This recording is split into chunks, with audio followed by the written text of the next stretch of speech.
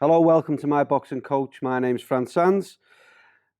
Bit of a follow-up to last week's video. So I did a video on some beginner boxing stuff, how I start off boxing. And I got a question off one of my online clients, John from New York. And he's involved with two of my training systems.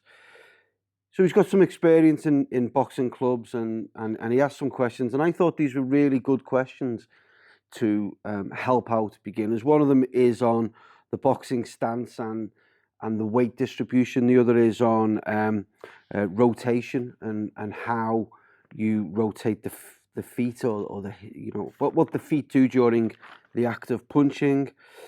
Front foot position is another one.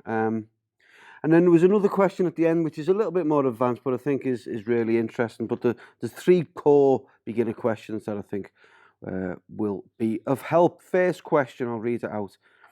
So in the boxing stance video, you say never put your weight over the lead foot. Yes, I do.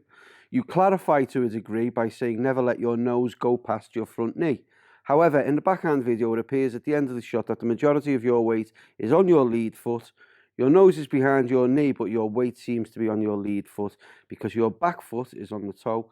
I can't see how in that position your toe would be supporting your weight. Can you explain a little more about keeping your body weight off your lead foot, but being in this position in regard to throwing the backhand and whether to the head or to the body? Okay, so let me put that down there. Really good question. Let me just show you the mechanics of the backhand. I don't have the line on the floor for this one. There's a line going from my toe to my heel. My body weight is central for this. And first action for any backhand shot is a drive off that back foot. The hips rotate, front leg bends to accommodate the weight, the rotation of the hips being all important. Okay, and from the side.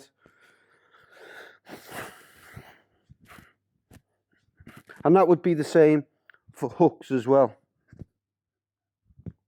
Okay. A really good thing to do and think about when you're throwing backhand punches, or any punches really, is that you've got a central axis, or imagine a steel pole, straight pole going right down through your body, out the bottom and into the floor, so that you can't move like that. All you can do is rotate around this pole. If you do that, you will be unlikely to allow your weight to go over the front leg. Now, the reason it's bad for your weight to go over your front leg is two reasons. Number one, you are lending your weight to any incoming punches. So if I throw a punch and I do this, my body weight's gone forward. You can see my upper body is over my leg. That's a problem. Secondly, I'm not effective. I'm not in an effective punching or defensive position. That's not to say that positioning will never happen in a fight, because fights can be fairly chaotic things. It can happen occasionally, but it's not something you should train. So the body weight distribution, John's right. As I push off the back leg, my weight, there is a transference of weight onto this leg, but that is accommodated by the bend of the leg, the rotation of the hips, right? So it's about the principle of the weight being on your front leg as opposed to over it. Same principle when you punch to the body. Okay, it's utterly the same principle. You've just added the duck, so it's not a big difference. So, second question. The coaches at my gym say that when I throw a backhand, hook or uppercut, to pivot my foot on the same side I am throwing the punch from on the floor in a circular motion, like I'm putting out a cigarette, and that when I finish the punch, to have transferred all of my weight to the front foot on the other side. When I watch you throw these same punches, your backhand, hook, uppercut videos, you more roll your foot up, you don't pivot it. Maybe with the backhand, it is a push that goes all the way to the toes. Do you do it in that way to maintain a better balance, or maybe force forward the circular motion? Get more force forward than the circular motion, my coaches suggest. Or is this to help maintain the 45-degree angle of the foot? Can you explain the advantages and drawbacks of both ways? It's nothing to do with the 45-degree angle of the front foot. I'll come on to that in the next question. Right, so people coach things differently. People in this gym, so when I coach to push off, to throw a backhand punch, I do a drive off the back foot. And so as the punch lands, look, I was brought up in the 80s. Barely a week went by where we weren't being called into action to push one neighbour's car or another to give it a jump start. And when you push something, your foot does that, doesn't it? You anchor your foot into the ground and you drive off it. So that's my mindset when I come to throw a punch. At the moment the punch impacts the target, I've got maximum purchase on that back foot into the ground. Other coaches in this gym, other coaches all over, coach it a slightly different way, where they rotate. As you can see, the back foot rotates. Same principle happens at the point of impact. You've still got lots of purchase on the ground, but both ways accommodate hip rotation. That's what it's all about. At the point of impact, your hips have rotated. You've got lots of drive into the rear foot and you're anchored to the ground, so you'll get maximum force through the leg, through the hips, front leg's bent to land the shot. Little pointer. If you are in a boxing gym, a US boxing, England boxing, boxing Canada, boxing Australia, listen to your coaches. They will be qualified, they will be experienced. So follow their advice. I'm not with you, I'm just showing you how I coach it. Other coaches in here coach it slightly differently as well. That's fine, that's not a problem. But please listen to your coach. They are the people, if you're a boxer, they're the people who know you best in respect of, they have methods. So don't go in the gym and go, hey, well, this fella on the internet said, do it this way. You can have a conversation about it. Are there any different, what are your views? But ultimately, your coach is your coach. Do what he or she says. Question number 3.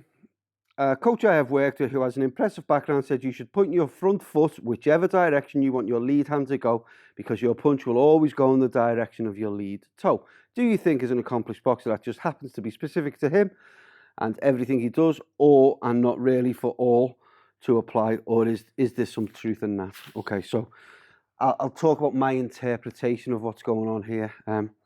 So rotation principle a second ago. Think about the hook. Think about the lead hand hook.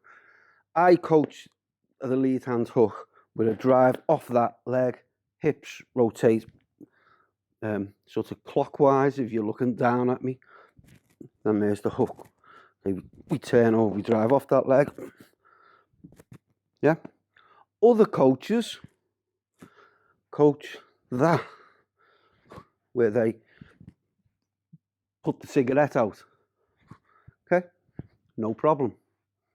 And as you can see, as the shot lands, the foot is pointing roughly in the direction of the shot going.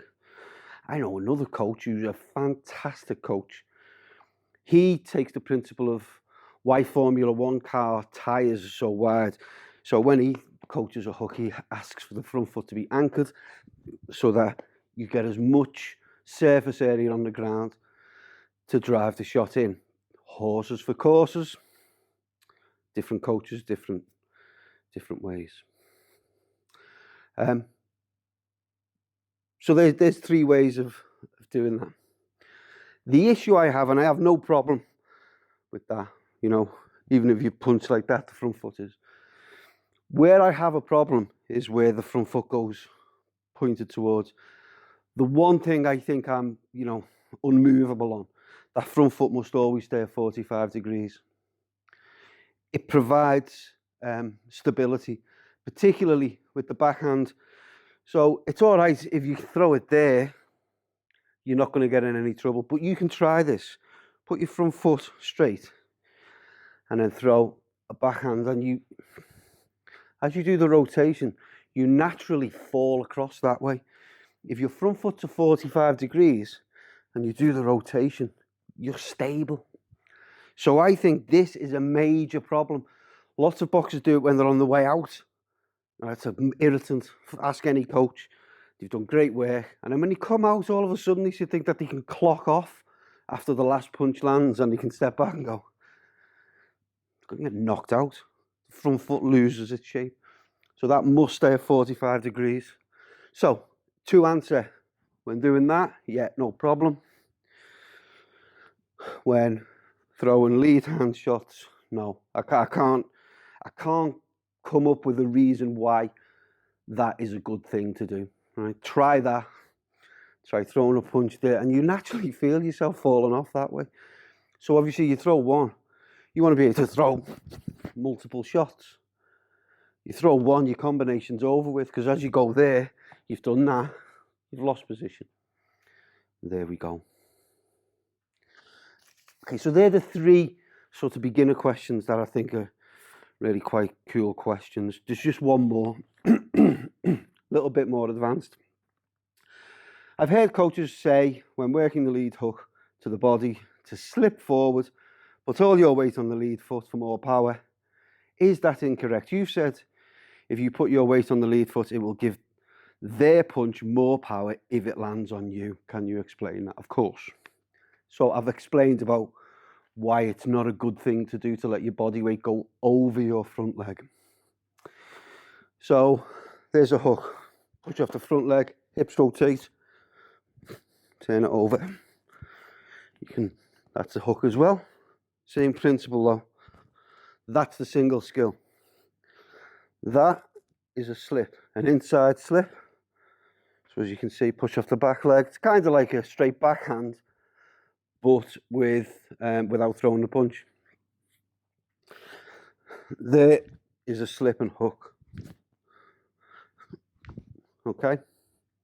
Two skills, not one skill. Slip, hook. To me, it's not that the weight is on the front leg that brings more power to the hook. You get more power in the hook. It's not the way, the weight being on the front leg is a byproduct. For me, it's the bend of the leg, so you're storing energy in this leg, and it's the rotation of the hips. That is what gives extra power to the hook. The weight distribution change, for me, is more just a side effect. So it's all about that bend and rotation. Hook, slip and hook. You get more power, but that's because of the rotation of the hips and the stored energy in the leg. I'm going to stop there. John, I hope that answers your questions. I also hope, and I think they are really good questions for all boxers, whether you're working on heavy bags and just doing it for fitness. Be the very best you can be. I think there's a lot in there. So if you can pick up one thing, I think it's been probably worth the few minutes.